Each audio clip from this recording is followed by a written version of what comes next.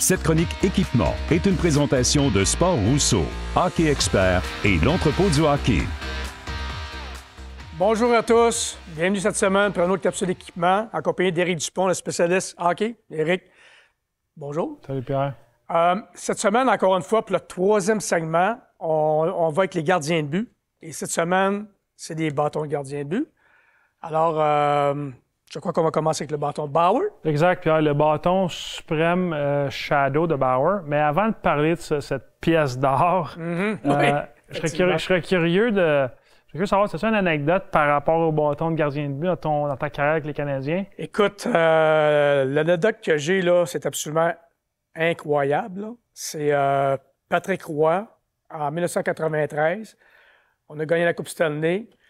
Il avait gardé des buts avec le même bâton toutes les éliminatoires, du premier au dernier match. Oh, ouais. Et Patrick prenait un soin jaloux de ce bâton-là, puis superstitieux comme il était. Moi, j'étais la seule personne qui me donnait le bâton après le match.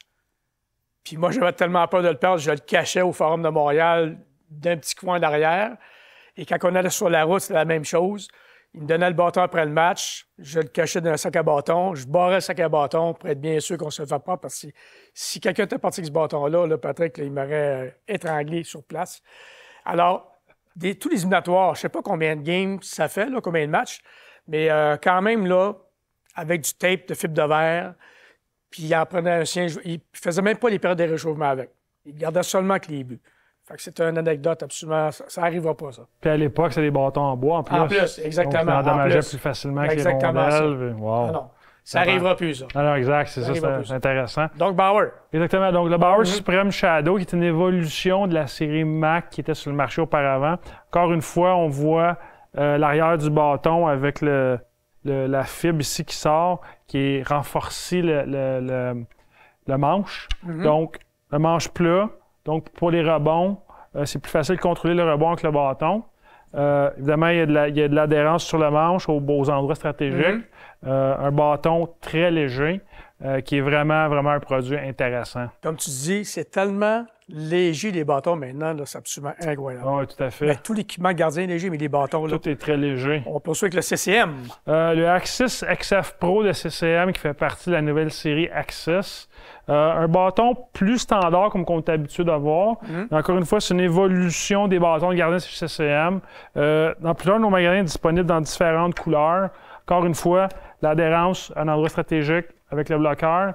La forme du manche en haut est un petit peu différente des autres.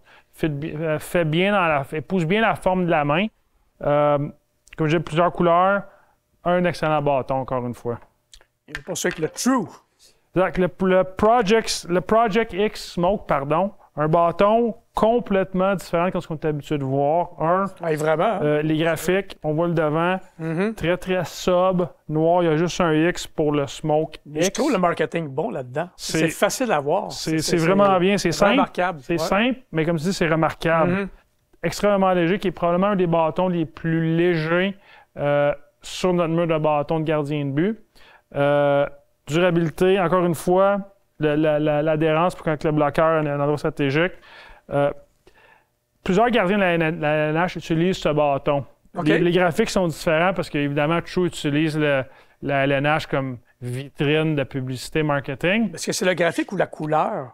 Le graphique est différent. La construction est la même, mais les graphiques sont différents. La LNH va avoir le mot True en avant, exemple, pour avoir plus de publicité. Mais c'est une construction très populaire dans la LNH. Naturellement.